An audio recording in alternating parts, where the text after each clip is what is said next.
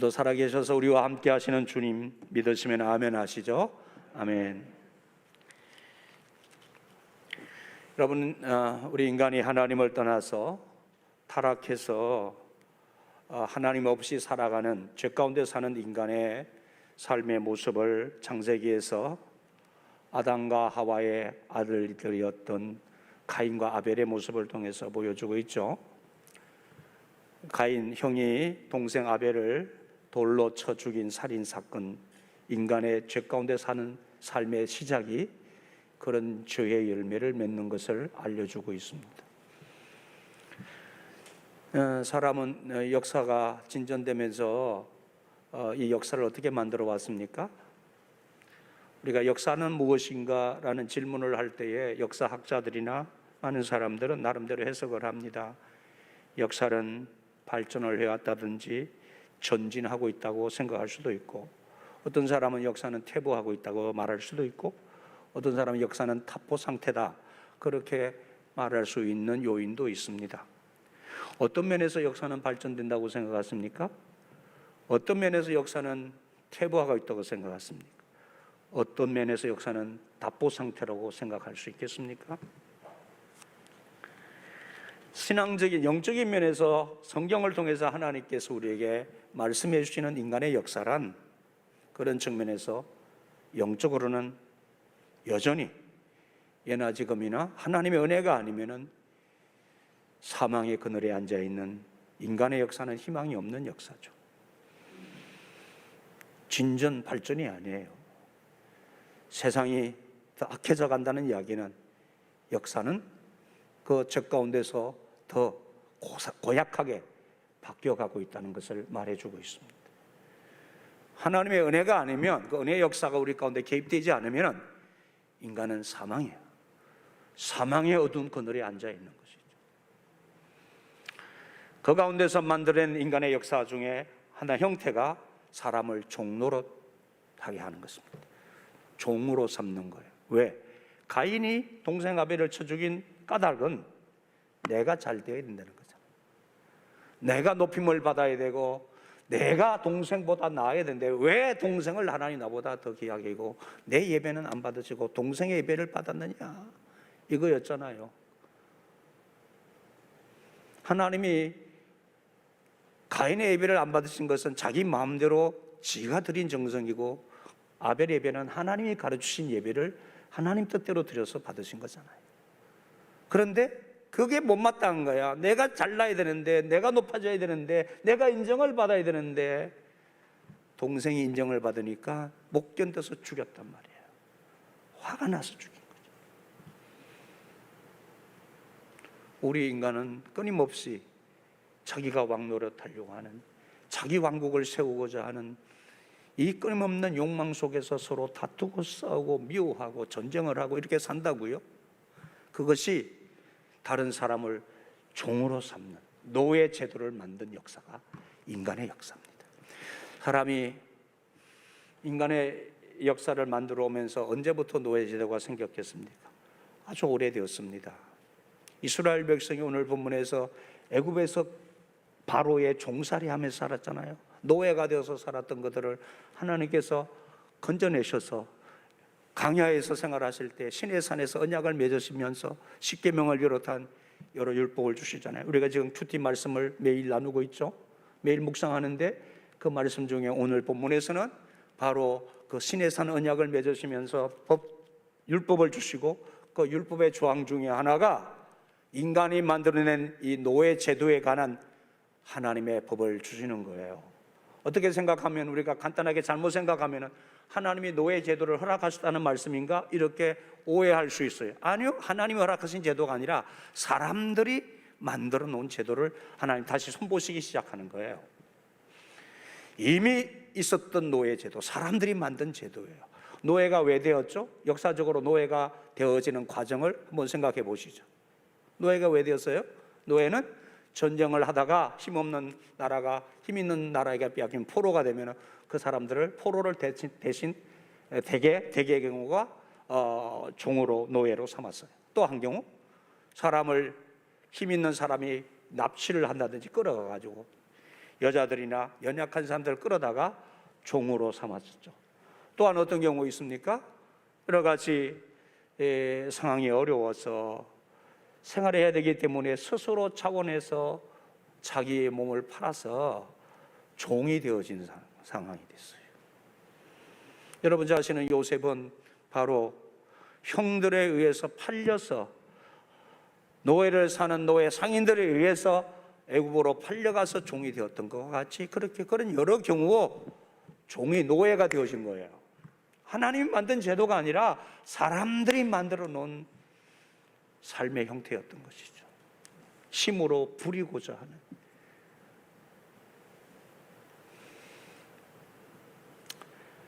그런 인간의 역사 가운데 하나님이 개입을 하시죠. 개입을 하셔서 모세를 통해서 이제 그들이 그 광야의 생활을 지나 가나안에 들어가서 나라를 세워야 되는데 정치 제도에 대한 법을 얘기하시는 거예요. 나라의 제도를 만드는데 정치적인 법을 만드시는 거예요. 그 법 중에 하나가 너희들이 만들어 온 노예 제도를 내가 손을 보고자 한다 하면서 주님께서 손보시는 거예요. 여러분, 서도혜제가 역사에 대해서 역사는 발전하냐 전진하냐 퇴보하냐 질문을 드렸는데요, 오늘 이 본문의 말씀에서 보면은 인간의 역사가 이렇게 죄를 만들어내고 노예 제도를 만들었는데 하나님께서는 인간이 만들어 놓은 제도도 때로는 그것을 선하게 사용하시고 하나님의 큰 섭리와 계획 안에서 하나님은 그 계획대로 인간의 역사를 바꾸어 가시기를 원하시는 거죠. 근데 그 바꾸시는 작업이 갑자기 하루아침에 혁명적으로 바꾸시는 일도 물론 있을 수 있어요. 그런데 그 일을 하나님은 아시잖아요. 인간이 만들어 놓은 제도지만 그 제도를 한꺼번에 둘러엎으시면 또 다른 문제가 생기고 피해자가 발생할 수 있어요.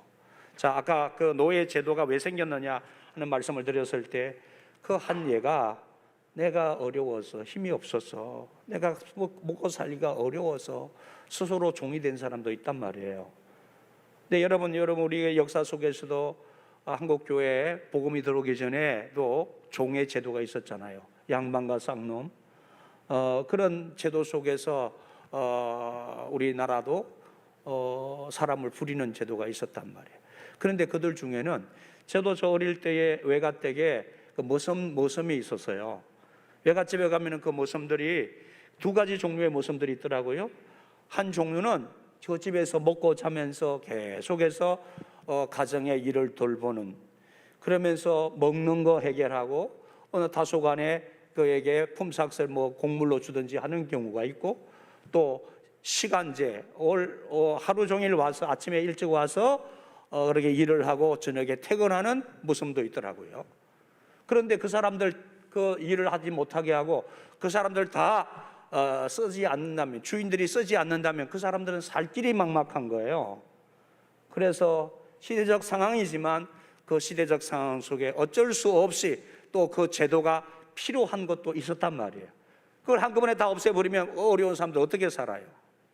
그래서 하나님은 역사를 이렇게 이끌어 가실 때에 점진적으로 하나님의 뜻을 이루어 가시는 하나님의 역사 운영의 방법이 있어요. 우리를 구원하시기 위해서 예수님이 땅에 오셨을 때 주님이 말씀하시기를 성경을 통해서 때가 되매 주님을 보내셨다고 하셨죠. 그 여기서는 우리 인간의 역사를 하나님이 구원의 역사로 이끌어 가시는 그 과정도 점진적으로 행하셨다 그 말이에요. 아멘이시죠? 점진적으로. 그래서 역사는 점진성이 있어요. 점진성.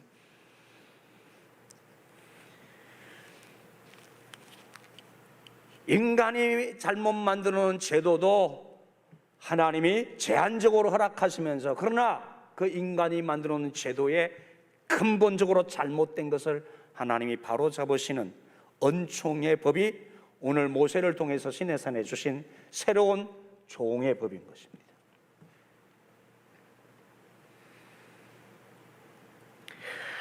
여러분, 창세기 1장 27절에서 28절에 하나님께서 우리 인간에게 사람을 창조하신 후에 당부하시죠. 명령을 주시죠.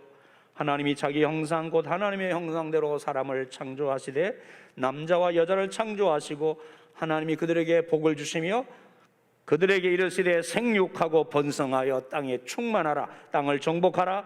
바다의 물고기와 하늘의 새와 땅에 움직이는 모든 생물을 다스리라 하시니라. 이 명령 자체가 인간 역사 발전, 문명의 진보를 위한 인간이 하나님께로부터 부여받은 제한적인 권리와 책임을 말씀해 주신 것임을 알 수 있습니다. 뿐만 아니라 하나님께서 인간을 구원하시기 위한 구원의 계획을 이루시는 인간 구원의 역사를 통해서 보여주시는 이 하나님의 계시, 하나님의 품으신 뜻, 하나님의 계획을 여러 가지 모습을 통해서 인간에게 드러내시는 것이 계시죠.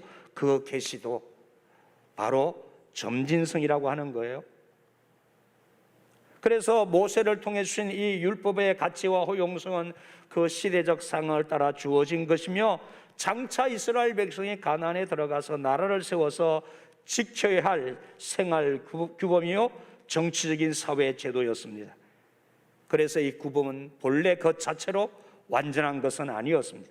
영원히 지킬 하나님의 언약 안에서 그 율법을 온전케 하는 새 언약의 시대가 오면은 새롭게 지킬 법, 세상 끝날까지 지켜야 할, 영원히 지켜야 할 법으로 바뀔 때까지 한정적으로 주신 법이에요. 그러므로 십계명의 율법을 비롯한 여러 율법의 조항들, 규례들 중에 하나인 이 노예를 대하는 생활법도 역사 가운데서 그 법정신을 따라서 점진적으로 더 성숙한 공동체의 사회, 하나님의 나라의 요소인 자유와 평등의 사회로 만들어가는 책임적인 노력을 해야 한다는 사실을 알려주고 있는 것입니다. 즉 하나님에 대한 사람의 자세와 사람들 서로 간에 만들어야 하는 생활제도, 나라를 세워가야 하는 정치적 사회 제도에 관한 법과 규칙들로서의 서로에 대한 의무요 책임에 대한 말씀인 것입니다. 종에게 자유를 주라는 것이죠. 오늘 말씀에서 이제 하나님의 택한 백성된 히브리인은 그동안 사람들이 만들어놓은 제도 가운데서 노예를 영원히 부렸던 그 제도를 바꾸어라 하시면서 아무리 그 사람이 어떤 경우에 노예가 되었다 할지라도 너희들은 6년 이상을 노예로 부려서는 안 돼. 7년째는 모든 노예를 다 자유하게 하라.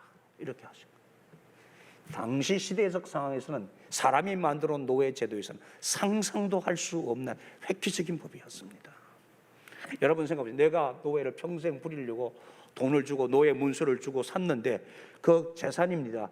그 재산 노예 한 사람 사는데 어마어마한 돈 들어요. 그런데 그거 6년만 부리고 이제는 너희는 7년째는 그걸 자유케 해야 돼. 그 여러분이 재산, 내가 10억짜리 재산 가졌는데 7년째는 그거 다 손 털고 다 자유해야 돼. 이러면 여러분 마음 좋겠어요? 10대에 납득이 되냐고요. 이게 굉장한 획기적인 법입니다. 평생 노예를 6년만 부리고 7년째는 자유케 이렇게 하는 법을 주신 거예요. 은혜의 법이죠. 은혜의 법이죠. 당시의 상황에서 보면 은혜의 법입니다. 말도 안 되는 은혜의 법인 거예요. 그 법을 하나님이 제정해 주시는 거예요. 역사에 개입하시는 거예요. 하나님.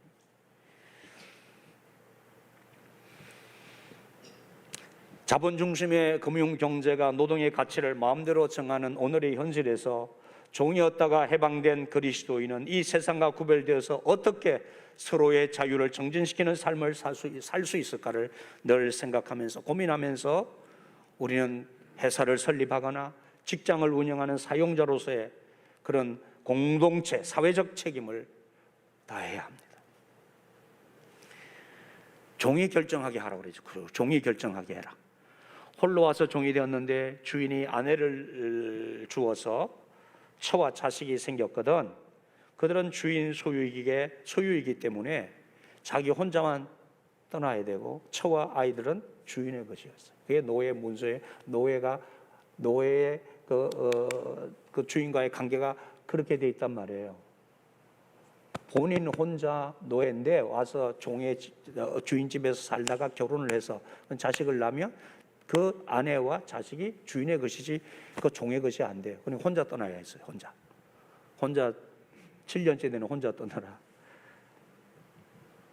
그런데 하지만 오늘 본문에 보니까 그 종이 자유인이 되기를 원치 않는다며. 왜 원치 않느냐? 내가 종이 너무 주인이 나에게 너무 잘해줬어. 주인이 좋아서 또 그 처와 자식들을 사랑하기 때문에 내가 자원해서 원치 않아서 주인의 집에 살겠다 하면은 그 사람은 그것을 결정하도록 해서 대신 그 사람은 이제 자유하는 종이 된다.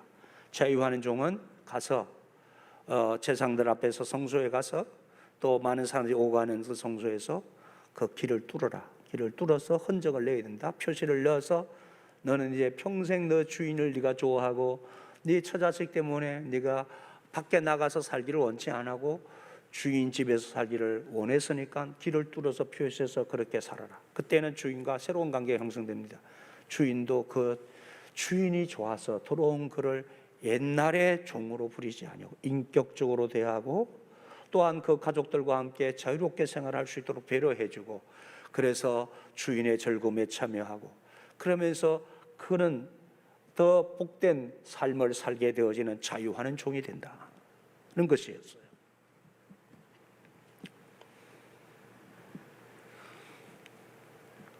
이방인에게는 팔 수 없다.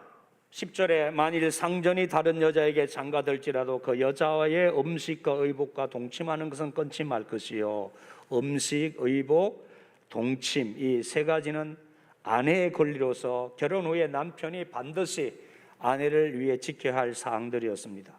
특히 이 동침에 대한 언급은 이 여종의 신분이 단순히 몸종이 아닌 첩의 신분이었음을 알려줍니다.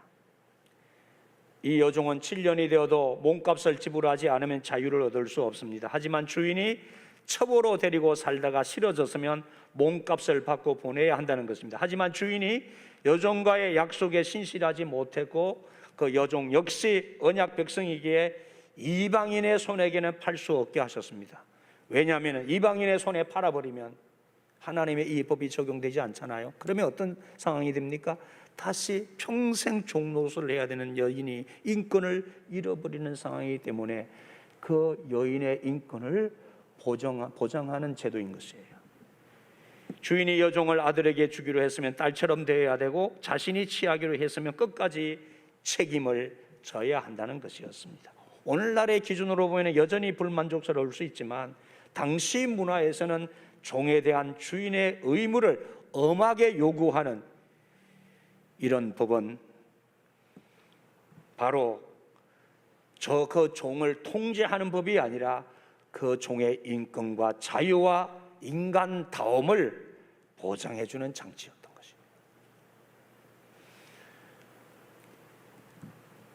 아무리 세상이 사람을 자원이나 수단, 부속품처럼 대하는 시대가 되었다 하더라도 우리는 모두 하나님의 형상대로 지음받았기에 모든 사람들이 존중받아 마땅한 하나님의 피조물이라는 생각을 놓쳐서는 안 됩니다.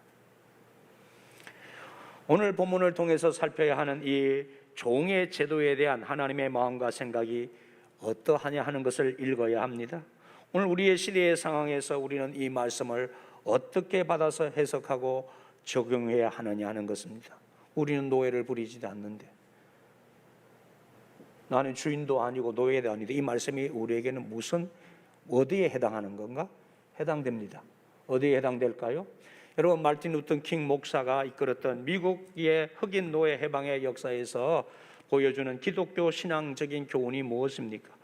이 사회의 여러 제도나 법들에 대해서 교회와 그리스도인은 어떤 자세를 가져야 하는 것일까요? 우리가 이것을 주도적으로 생각하고 행동하면서 그 사회적 책임을 감당해야 됩니다. 역사의 진전이라는 면에서 변화되어야 하는 하나님의 가르침이 무엇인지를 늘 살피며 오늘 우리의 시대 속에서 이 말씀이 어떤 의미가 있는가, 우리의 삶의 형태는 어떤 관계에 있는가를 살피면서 우리는 이 말씀의 의미를 생활에 잘 적용을 해야 됩니다. 여러분 우리나라의 옛 구습에서 있었던 양반과 상놈이 나누어져 있었던 그 시절에 지금으로부터 137년 전에 이 땅에 교회가 들어왔습니다. 복음이 들어와서 교회가 세워졌죠. 교회가 세워지고 신앙생활하는 교인들의 삶 가운데서도 이 벽이 무너지지 않아서 양남과 상놈의 벽이 무너지지 않았습니다. 그 벽이 분명히 그어져 있었어요. 예배 드려도 남반 옆반 간대 천막 쳐놓고 서로 못 쳐다보게 하고 목사만 쳐다보게 만들었고, 양반과 쌍놈이 같이 앉아서 예배 안 드렸어요. 다 떨어져서 자리 구분시켜서 그렇게 앉아서 예배 드렸어요. 서울 성동교회 역사에서 있었던, 제가 아주 오래전에 소개했던 그 교회 역사적인 일이 있었죠.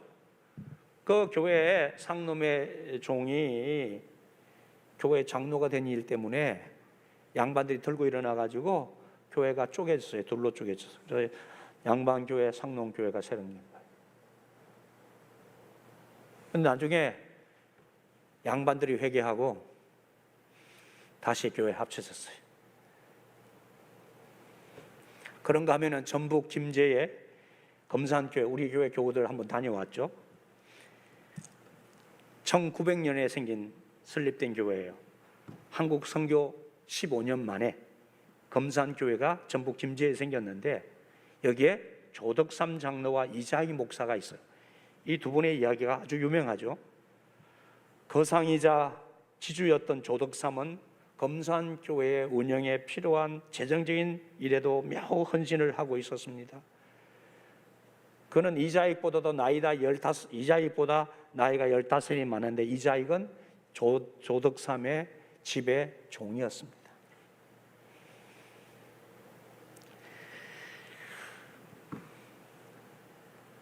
그러나 이 사실은 조덕삼 이 장로님, 이 사람이 인격적으로나 신앙적으로 존경받는 인물이었어요. 장로 되기 전에 장로 피택을 하는데 두 사람 후보가 생긴 거예요.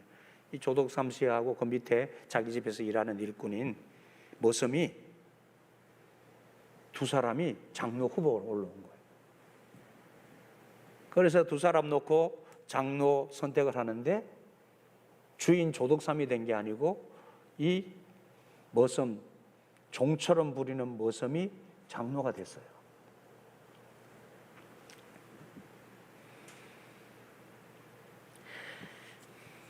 주인이 떨어지고 종이 장로가 된 것은 성동교회에서도 문제가 생겼지만, 그 당시에 한국교회는 언제나 문제 요인이었어요. 그때 주인인 조덕삼이 이렇게 교인들 앞에서 말했습니다. 우리 검산교회 교인들은 참으로 훌륭한 일을 해냈습니다. 저희 집에서 일하고 있는 이자희 영수는 저보다 신앙의 열의가 대단합니다. 나는 하나님의 뜻을 겸허히 받아들여 이자희 장로를 잘 받들고 더욱 교회를 잘 섬기겠습니다. 그리고 집에 돌아가서는 주인과 모섬의 관계가 되잖아요. 그러면 이자희 장로가 모섬으로서 그 주인을 열심히 잘 섬기, 집안일을 잘 돌보았어.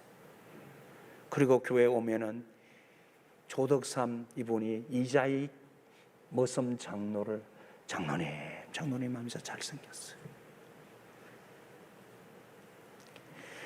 집에서, 교회에서 그들의 위치를 서로 존중히 여기면서 충실히 섬기면서 자기 직분을 다했습니다.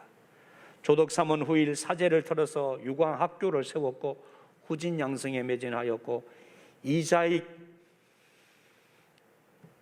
그 머슴을, 장로된 이 사람을 평양신학교에 보내어서 학비 전액을 지원해줘서 목사를 만들었어요. 목사 안수를 받고서는 이 조덕삼 주인은 장로가 됐거든요. 그 후에 장로가 되어서 목사 안수를 받은 이자희 목사님을 자기 교회 담임 목사로 모셔왔어요.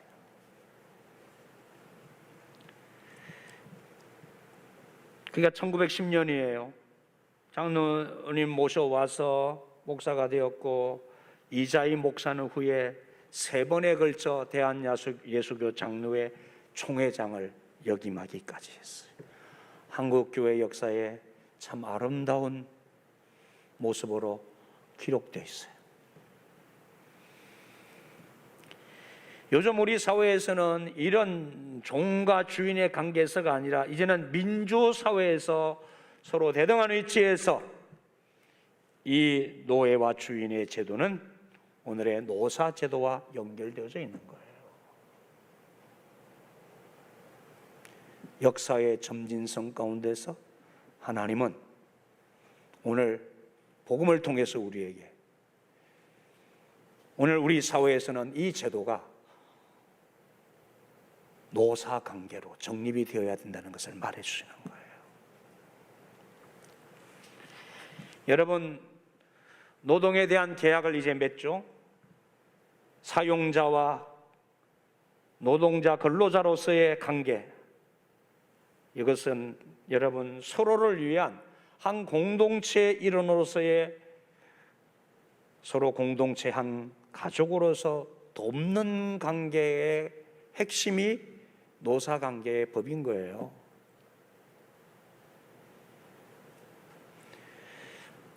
사주와 사용자와 사원, 노동자와의, 근로자와의 관계는 어떠해야 하겠는지요? 지금의 민주노총이란 기구의 작금의 형태를 보면은 과연 노동자 개인의 정당한 권익을 위해 일하는 곳인가 하는 의문을 갖게 됩니다. 그들의 형태를 심각하게 우려하고 있잖아요. 우리 사회에서 이 노사 간의 관계에서 민노총을 향해서 기종노조다, 노사 분열을 조장한다, 정치 이념과 이익 집단이다, 법 위의 민노총이다, 노동개혁해야 된다, 민노총 해체 등을 말하고 있잖아요. 왜 그렇습니까? 어떻게 된 일이냐 말입니다. 지금 우리나라에서 기업하는 사람들에게 가장 어려운 문제는 노조라고 합니다. 노조 때문에 일 못하겠다, 사업 못하겠다. 연례 행사처럼 해마다 연초부터 파업을 해서 온 국민을 걱정스럽게 하는 내놓으라 하는 회사의 노조들이 있는데 그때마다 국민들을 불안해하고 있습니다. 옛날에는 사람을 사서 부리는 사장이 노동자에게 행패를 부리고 착취를 했는데 요즘에는 이 노조, 이 집단들 위에 이 구조들을, 이 어떤 단체가 되면은 그 단체의 그 임원들이나 그런 사람들이 조직되잖아요. 그러면은 노동자들을 위해서, 권익을 위해서 일한다 하면서 오히려 그 집단들이 자기들의 권익을 위해서 일하는 거야. 노동자 이름을 빙자해가지고 정치 집단화되어지고, 그리고 또 그 안에 불순 세력들이 얼마나 많이 들어가 있어요. 예? 아니, 회사를 그만두는데 그만둔 사람들이 왜 노조원이 돼야 돼? 희한한 법을 만들고, 회사 그만두었으면 근로자가 아닌데, 아니 회사 그만둔 사람을 왜 근로자가 뭐 해가지고 입원이 되고 뭐 난리를 치고 그 회사 안에 들어가서 회사를 어지럽게 하고 뭐 그러냐 말이죠. 말도 안 되는 법을 만들고.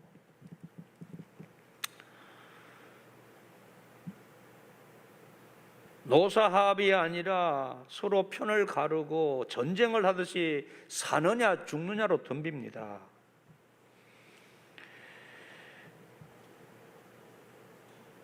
우리나라 자동차 회사들과 경쟁 관계인 일본의 도요도 자동차는 1950년에 파업을 하고는 그 50년이 넘도록 파업하지 않고 노사합을 하고 2000년 이후 해마다 엄청난 이익을 내고 있는데도 도요타 직원들은 회사에 자기들의 임금을 동결해달라고 요구하고 남은 돈으로 더 좋은 차를 만드는 연구에 있어서 우리가 계속해서 세계 1등 하게 해서 그렇게 또 나라 경제를 살리고 하자고 그런 생각을 한대잖아요. 뭐 걸핏하면 공장 중단하고 파업이나 일삼으면서 이렇게 해가지고 어떻게 이런 회사들과 경쟁해서 이길 수 있겠습니까? 기가 막힌 일입니다. 여러분, 회사가 없는 근로자가 어디에 있을 것이며 근로자가 없는 회사 또 어디에 있을 수 있겠습니까? 회사는 사원들에 대해서, 사원들은 회사를 향해서 우리가 어떤 생각을 서로 가져야 되는 것입니까? 그것은 뭐 어린 나이도 뭐 어려운 일이 아니라 어린 나이라 물어도 다 알 수 있는 원론적인 이야기들이지 않습니까? 서로를 소중히 여겨야 되는 거잖아요. 자기 이익만을 위해서 투쟁하고 그런 것이 아니라 서로가 대등한 관계에서 형제처럼 여기고, 회사는 내 어머니, 아버지, 내 형제들이 하는 기업처럼 생각하고 내가 최선을 다하고, 그게 근로자들이, 직원들이 가져야 될 자세잖아요. 그리고 회사는 내 형제를, 가족을 대하듯이 그들의 삶의 질을 옆에서 잘 도와주고, 그 회사 잘 발전시켜서 그 많은 고용의 확대를 기하고 많은 사람이 일할 수 있는 일터를 만들어내고, 그 사회에 기여하는 책임을 가지는 그런 회사가 되어야잖아. 이게 기본 원리잖아. 그것을 가지고 서로 협력해서 우리의 사회를 아름다운 사회로 만들어 가야 되는데, 이건 서로 물고 뜯으면서 자기들 이익만 챙기려고 하면은 이게 어떻게 되느냐 말이에요. 이게 어떻게 되느냐.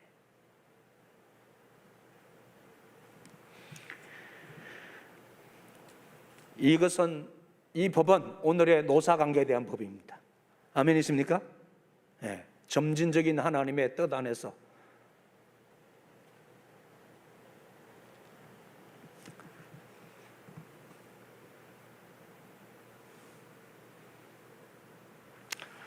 신약의 바울 서신을 통하여 예수님을 만나서 변화된 바울은 오늘 이 본문의 말씀을, 구약의 율법을 너무 잘 알고 있었던 사람이죠.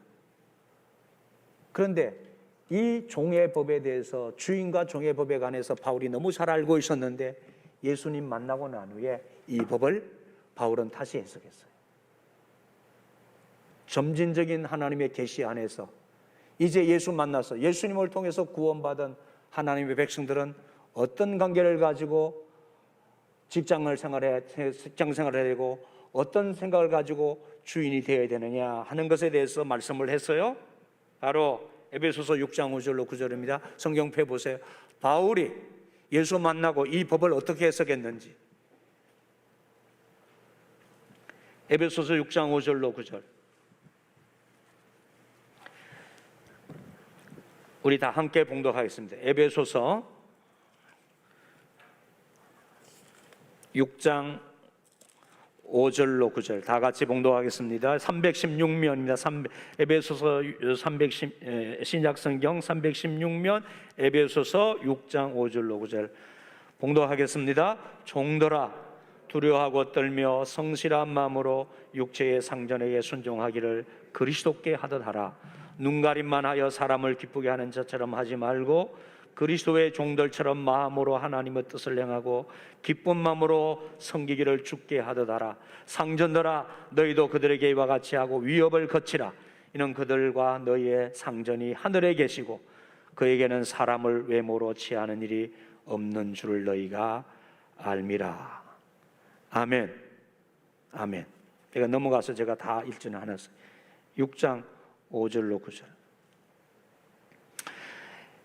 기쁜 마음으로 성기를 주께 하듯 하고 사람들에게 하듯 하지 말라. 이는 각 사람이 무슨 선을 행하든지 종이나 자유인이나 주께로부터 그대로 받을 줄을 알미라. 아멘. 여러분, 하나님은 우리의 모든 회사의 사장이십니다. 하나님은 우리의 회사의 대표이사십니다. 우리의 사용자나 근로자는 하나님의 회사에 고용되어진 청지기들이에요. 그러므로 우리는 회사를 운영하든지 우리가 직장을 다니면서 사원으로 일을 하든지 간에 우리는 다 하나님의 나라를 이루어가기 위한 하나님의 계획과 법에 순종해야 되는 청지기들인 거예요. 하나님은 왜 이렇게 작은 자라고 여겨지는 한 사람 한 사람의 인권을 귀중하게 여긴 줄 아십니까? 사람들이 죄 가운데서 만들어 놓은 이 사회 제도는 수많은 경우에 자기가 왕노릇하려고 다른 사람을 인권을 무시하고 다른 사람의 그 마땅히 누려야 될 하나님의 형상으로서의 존귀함을 빼앗아가는 사회를 만들었기 때문에 그래요. 하나님의 형상으로서 인간은 인권면에서 다 동일합니다. 그의 신분이 무엇이든 그의 가진 유무가 무엇이든 하나님의 형상으로 지음을 받은 소중한 존재들이기 때문입니다. 그러므로 우리는 어떤 경우든지 사람을 내가 종으로 삼으려 한다든지 내 마음대로 부리려고 한다든지 내 마음대로 좌지우지하려고 한다든지, 내가 높임을 받고 내가 잘나고 내가 두각을 드러내기 위해서 다른 자를 희생시켜야 한다는 이 인간 구조를 하나님은 용인하지 않으십니다. 바꾸라는 거예요. 이제는 복음 안에서 우리에게 영원한 자유를 주신 우리는 이 깃뚫린 종들처럼 우리 주인이 너무 좋아서, 내 주님이, 내 하나님이 너무 좋아서 나는 내 마음대로 세상에 나가서 살 수 있지만은 나는 그리하지 아니하고 사랑하는 내 주님과 사랑하는 우리 믿음의 형제들과 이 땅의 수많은 이 사람들이 하나님의 존귀한 형상들에게 내가 그들을 위해서 충성하고 헌신하겠다고 깃뚫린 종으로서의 삶을 살아야 합니다. 한국교회 위기는, 오늘 우리의 그리스도인들의 위기는, 영적인 능력의 상실은 다른 데 있는 것이 아니라 우리는 세상 사람들처럼 다 여전히 예수 이름을 이용해서 자기가 높아지려고 하고, 예수 이름을 이용해서 더 많이 가지려고 하고, 예수 이름을 이용해서 더 많이 두각을 드러내려고 하고, 그렇게 살면서 교회는 번듯해졌습니다. 나름대로 번듯해졌고, 교인들도 세상 성공 출세해서 나름대로 번듯해졌는데 깃뚫린 종으로 살려고 하지 않는다는 데 있습니다. 깃뚫린 종 안 되려고. 요즘 남자들도 깃뚫잖아요. 귓구멍 뚫 줄은 아는데 그 귓구멍 왜 뚫어요? 죄송해요. 여성들이 귀를 뚫는 것은 미용상 어쩔 수 없이 뭐 할 수 있지만, 어떤 경우는 뭐 두 곳 다 뚫기도 하고, 이것도 모자라가지고 세 군데 막 다 받기도 하고 막 그러면서 막 시렁시렁 달고 다니는데, 그것은 나름대로 자기 멋을 내는 데 있어서는 뭐 이해는 하지만, 이해는 될 수 있지만 어느 정도야지. 그런데 남자들 이렇게 막 깃뚫는 거 글쎄 모르겠어요. 미용적으로 모르겠는데 하여튼 귓구멍 뚫을 줄은 아는데, 왜 주님을 위해서 자유하는 종으로서 내가 주님을 섬기고 이 세상을 섬기고 형제를 섬기려고 하는 사업주는 없습니까? 그것 깃뚫어야 되는 거 아니겠어요? 예? 그런 깃 뚫지 말고 이런 깃 뚫자고요. 아멘이십니까? 예? 그런 깃구멍 뚫지 말고 이런 깃구멍 뚫자고요. 주님을 위해서, 이 세상을 위해서 스스로 섬기고 종노릇하기 위해서.